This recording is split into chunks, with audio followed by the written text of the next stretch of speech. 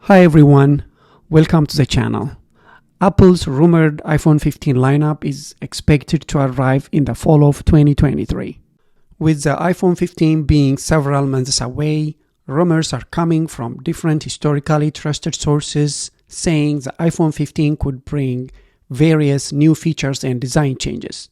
But one thing I would like to stress before jumping right into the details is that it's good to watch these rumors with a certain level of skepticism because rumors are rumors, right? The European Union, who's been pushing for a common charging standard for years, is one of the top exponents of a common universal charger for all mobile phones, tablets, and cameras sold in the EU, and managed to pass legislation requiring Apple to equip its iPhones with USB-C port by 2024. Of course, if Apple wants to sell iPhones in the European Union. And if this is true, the year 2023 may be Apple's time to say goodbye to the Lightning port after being around for almost a decade. Now, let's briefly talk about the USB-C versus Lightning port's high-level details. USB-C can handle varying data transfer speed based on different USB and Thunderbolt specifications from 5 Gbps all the way up to 40 Gbps, and it can handle even faster data transfer rates in future technologies. Clearly, USB-C is much faster than Lightning, although some believe that Lightning is not necessarily worse just because it's slower. It's not usual to transfer big data files via mobile phones or other devices. Besides, you don't have to use a cable to transfer data, as wireless transfers or access to data through cloud servers is more common nowadays. As for charging specs, the Lightning cable supports 20 watts of fast charging on iPhone 13. That speed can charge your phone 50% in 30 minutes. But dramatically slows its charging speed once the state of charge reaches 80%. Meanwhile, USB-C cable can support fast charging up to 240 watts and is compatible with a range of fast charging options. Lightning cables allow less power to deliver to the power device under the same voltage when compared to USB-C. One reason Lightning is not as good for fast charging is because it has a lower power delivery capacity compared to some other charging technologies.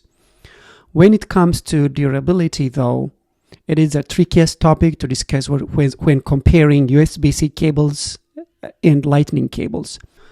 Many people claim that Lightning cables break easily while USB-C cables last longer. The reason could relate to the cable size, since Lightning cables are thinner than USB-C ones. Overall, if a USB-C on iPhone 15 truly happens this year, it will be a big move by Apple to simplify our life by giving us the option to charge anywhere without worrying about the type of charging cables available, as most of the iPhone competitor smartphones out there already use a universal USB-C connector. But the next question is, will Apple really introduce a universal USB-C connector or USB-C MFI, which is made for iPhone, iPad, or iPod?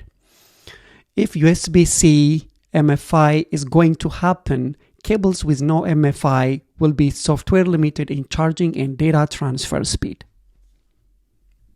Since the introduction of the first iPhone in 2007, of course, Apple has stunned its customers with such big moves, not once but 3 or 4 times. For example, iPhone 5 which was released in September 2012, introduced iPhone Lightning connectors, a move from a 30-pin Apple dock connector to a simplified Lightning connectors.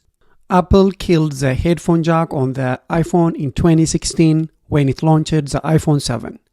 As in the case with most techs that Apple kills off, the move was initially criticized and mocked by consumers, industry watchers, and other companies. But then we all got used to not using the headphone jack, as the wireless AirPods were introduced alongside the iPhone 7 in September 2016. iPhone X in November 2017, Apple ditched the physical home button. And my next fear was with their pace of ditching physical components of the iPhone, would they ditch the iPhone thing entirely? That was a joke. Apple is expected to release iPhone 15 series in 4 models, and keeping the same naming convention seems like a real possibility. The 6.1-inch iPhone 15 is expected to be the cheapest among the iPhone 15 lineup, and the 6.7-inch iPhone 15 Plus is expected to be available with a bigger battery. The iPhone 15 Pro and the iPhone 15 Pro Max series might feature a new periscope zoom lens. Although Apple is coming late to the periscope camera party, as it is biggest rival Samsung already uses the technology. Periscope lenses offer more zoom capabilities than a standard smartphone lens, delivering 5 times or even 10 times optical zoom. Samsung Galaxy S22 Ultra, Xiaomi 12S Ultra, Huawei P50 Pro, and Honor Magic 4 Pro smartphones are a few examples of iPhone competitors that are already in the periscope game.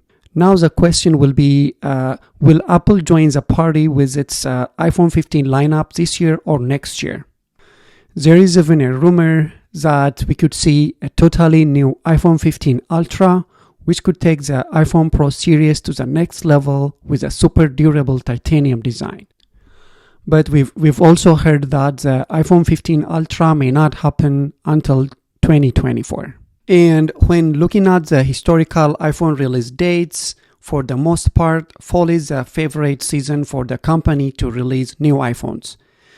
The iPhone 15 models will most likely be released in September 2023 if Apple follows its traditional September launch timeline. Thanks for watching, and I hope you enjoyed the video. If you liked it, please thumbs up the video, as it certainly helps the YouTube algorithm and makes a difference. And if you are new to the channel, don't forget to subscribe for more videos like this.